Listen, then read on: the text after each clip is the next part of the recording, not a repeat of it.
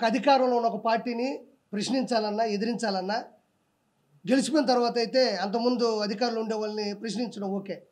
ఏమీ లేనప్పుడు కూడా నేను ఏమాత్రం భయపడకుండా జగన్మోహన్ రెడ్డి అవినీతి అరాచకాల్ని దౌర్జన్యాల్ని గ్రూపు రాజకీయాల్ని గురించి కూడా తిరుమల గురించి కూడా నేను ఏమాత్రం భయపడకుండా నాకు ప్రాణాపాయ స్థితి ఉన్నా నాకు థ్రెట్ ఉన్నా కూడా నేను ఏమాత్రం తగ్గలేదని మీ అందరికీ తెలుసు.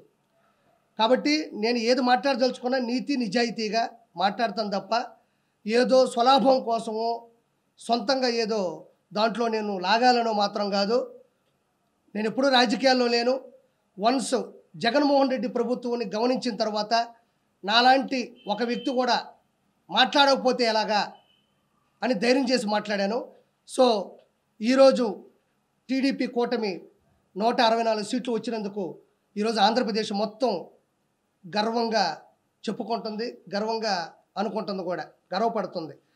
సో ఈరోజు ముఖ్యంగా నేను చెప్పే ఫస్ట్ పాయింట్ ఏంటంటే ఈరోజు అర్హత ఉన్న అర్హులైన ప్రతి ఒక్కరికి 7,000 రూపాయలు పెన్షన్ డబ్బులు వాళ్ళ చేతికి ఇవ్వడం జరిగింది.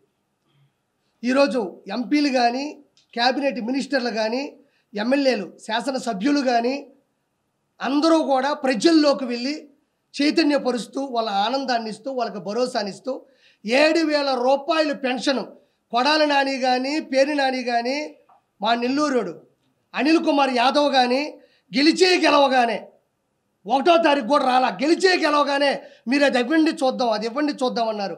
ఈరోజు చెప్పిన మాట ప్రకారం 7,000 రూపాయలు పింఛన్ని వాళ్ళ ఇంటికి పంపించడం జరిగింది.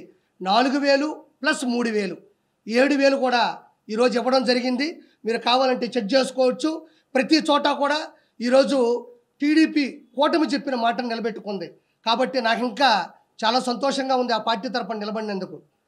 కాబట్టి ఇంకోటి ఏంటంటే రానున్నటువంటి రోజుల్లో కూడా ఏదైతే మేనిఫెస్టో ఉందో వాటిని కూడా 100%కి 100% కూడా నెరవేర్చబోతున్నారు.